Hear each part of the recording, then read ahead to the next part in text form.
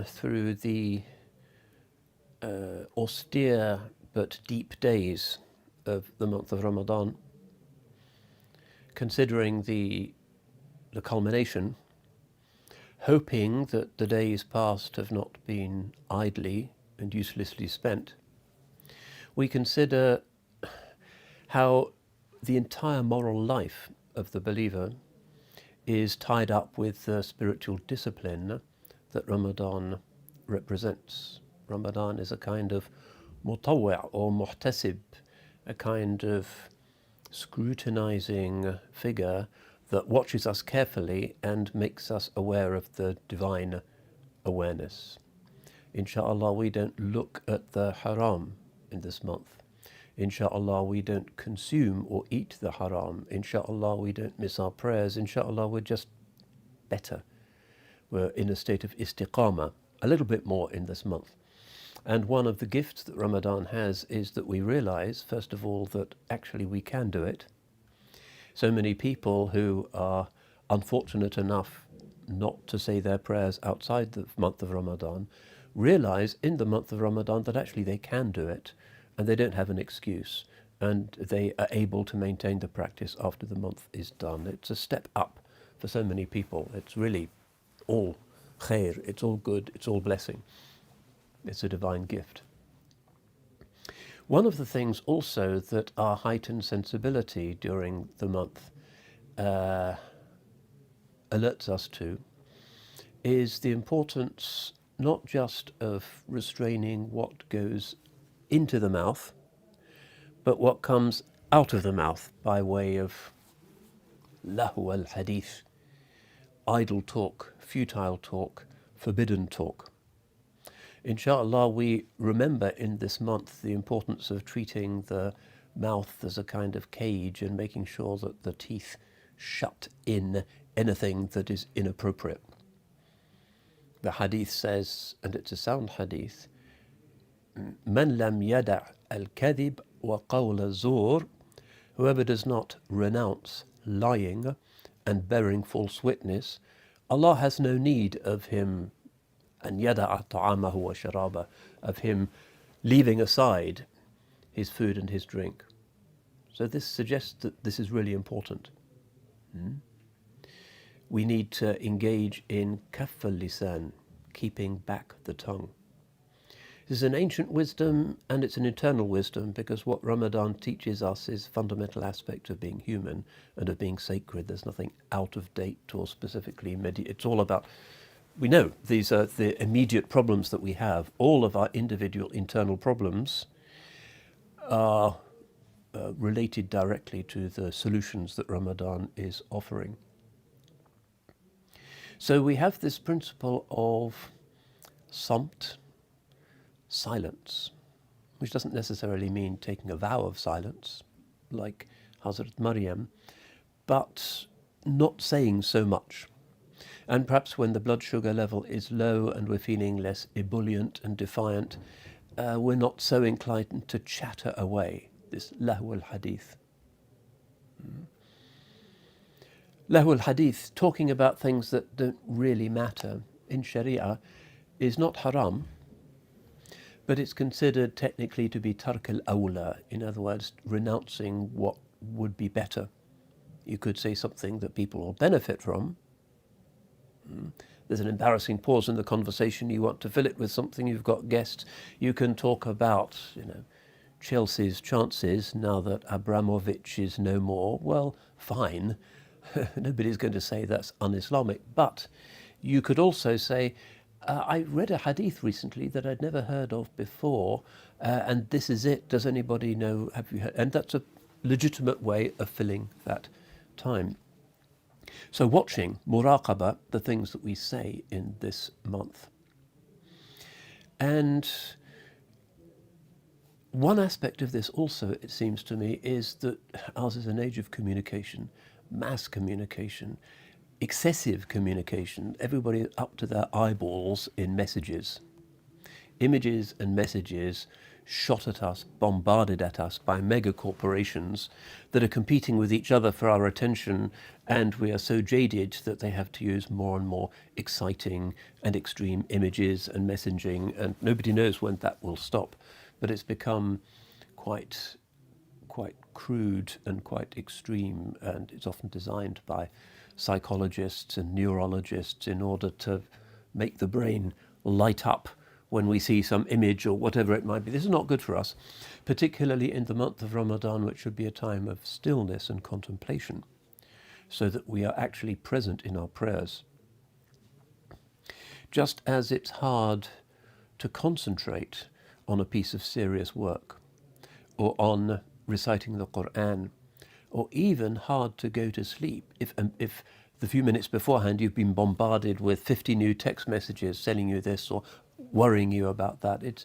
The human brain can't just be switched on and off when it's lit up by this messaging. So in the month of Ramadan, we need to be switching off from those messages. And psychologists have done many studies of young people in particular and their overdosing on social media and texting and notifications and the endless bombardment. And they come up with all kinds of new acronyms. One of them is FOMO, fear of missing out. Young people really don't want to miss the latest video about who is doing what, and so they watch it. And you can see them on trains and they're plugged in and they're just scrolling and scrolling and looking at whatever is new, so that when they text their friends back or when they talk to them physically, which still sometimes happens, they're in the loop. And the status anxiety that comes from not having seen the latest video is eliminated. And this is really very unhealthy, because the brain is really designed for a very simple lifestyle, a hunter-gatherer lifestyle, when there aren't millions of stimulations. And people are sitting back and looking at the clouds and wondering when the wind will change so that perhaps the herd of bison will come their way. That's really what we're for. We're not designed for this overload of messaging. Still less for this overload of really trivial messaging. And so it seems to me that one of the things we can do to get more out of the fasting month is just to switch the devices off. So many people go through their lives with the latest mobile phones, checking them every 2 minutes. That's never really useful. Maybe if you're in a certain line of work, you're a journalist or something, you have a deadline, you have to catch the late, maybe. But most of us are not like that. Most of us can check their messages maybe 5 times a day max. And not right before going to sleep, because you're really going to do something about it when you're about to go to sleep. And in Ramadan, we really need to watch our sleep and to make sure that we get that proper sleep, that REM sleep. Because Fajr is still early, Tarawih is still late, most of us have to work. Bosses don't like it if you take a qaylula, a nap in the early afternoon. And towards the end of Ramadan, there can be real fatigue setting in, which can diminish what we get out of the fast.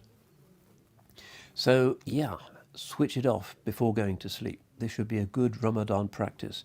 I would suggest no blue light screening between witr prayer and going to sleep. That blue light from the screen is something that replicates aspects of the spectrum that daylight uses, and therefore the brain is programmed to wake up when it sees that kind of light. Keep it off at night. I have students who report that they've even found that they have texted while asleep. Sleep texting is a phenomenon now, apparently. This can't be good. In some universities, surveys indicate that students send 3,000 texts a month. This is not good. What percentage of them is really useful to their moral or their spiritual or their academic lives? Maybe 5 of those messages might be. So this Islamic virtue of samt, of silence, of recognizing the value of contemplation, of avoiding useless talk, has to be extended into the digital realm nowadays. And it's very unfortunate in some of the mosques. It's annoying when somebody's embarrassing ringtone goes off in the middle of the 17th rak'ah, and everybody, 1,000 people, are wondering, is he going to switch it off? How long is it going on for? Is it going to? And that's really bad. 1,000 people have their ibadah disrupted. But we should really, generally, as a routine, keep our phones off during the month of Ramadan. On during working hours, if that's necessary for your work. Switch it on if you need a lift back home. But otherwise, keep it off. And don't scroll during khutbahs and bayans, and don't look at the latest nonsense. Don't tell people where you are. Don't take selfies. Don't record the Taraweeh, all of that stuff. And if you're doing an Umrah during Ramadan, don't say labbaik, labbaik, while you're holding up your phone so that Auntie so-and-so can see what's going on, as if she doesn't know what happens during the Umrah. Don't do that. That's become a kind of pestilential thing in the Haram. Unfortunately, it's out of control. So these are beautiful aspects of the Sunnah. And another aspect of it, which also applies to the digital realm as well as to our normal conversation, is jidal, argumentation, raising voices in the mosque. This is the Sunnah. This is not the Sunnah. Please keep your baby quiet. My baby is getting barakah from the mosque. All of that argumentation, if it has to happen, take it outside, because other people don't want to hear, and it's very bad for your inner state, because the soul really needs to be in a particular contemplative, receptive, tender state if the miracle of the Qur'an is really going to work its enchantment upon the soul. Any kind of agitation is a veil and gets in the way of that. Imam Malik used to say, Al-mira'u yughsil qulub. Argumentation hardens the heart. That's a subtle thing. What does it mean for the heart to be hard? Well, we know it intuitively. A cardiogram isn't going to show it. It's an inner thing. The hardness of the heart really means an obstruction against everything that is beneficial to us, because it is the heart, the conscience, the inner nature of ourselves that perceives the subtlety in the world, which is the basis of faith, that really understands other people, that it receives beauty in nature, that receives the miracle of the Qur'an. We don't want that to be obstructed. وَيُرِثُ الدَّغَائِن, Imam Malik says, and it causes rancor amongst human beings. That is exactly not what Ramadan is about. Ramadan is a time for forgiveness, for atonement, for support of the poor, for a certain broken-heartedness that makes us more human. And this is vital. Imam al-Ghazali says, لا ينجو من شر اللسان إلا من قيده بلجام الشرع, which means nobody escapes from the evil that the tongue does without reining it with the bridle of the Sharia. In other words, revelation. What revelation has said about good speech and the warnings that it makes about evil speech, about lying, about bearing false witness, about backbiting, about raising suspiciousness about people, about a hostile glance, anything that interrupts the natural benign flow of human fraternity in a religious community and introduces the demonic principle of the ego, that has to be held back. One of the early Muslims said, "Lisani sab'un in arsaltuhu akalani." My tongue is like a wild cat or a lion. If I let it go, it attacks me. What does he mean by that? It means that because it's following the egotistic desire to criticize this person, that person's not praying long enough, that person's thawb isn't long enough, that sister's hijab, whatever it might be that's distracting us from the real reason why we should be in the mosque, and is usually the result of our own insecurity because we like to feel better than others. That's usually why we criticize them. That we're the ones who are the victims. We get bitten by that lion. They may not know that we're looking down on them, may not affect them at all, but it does affect us, always. And we don't want this to destroy Ramadan, this little squishy thing in the mouth. Keep it locked up. Watch what you say. Make sure that whatever you say is fraternal in the correct Islamic spirit of ibadah and ukhuwah.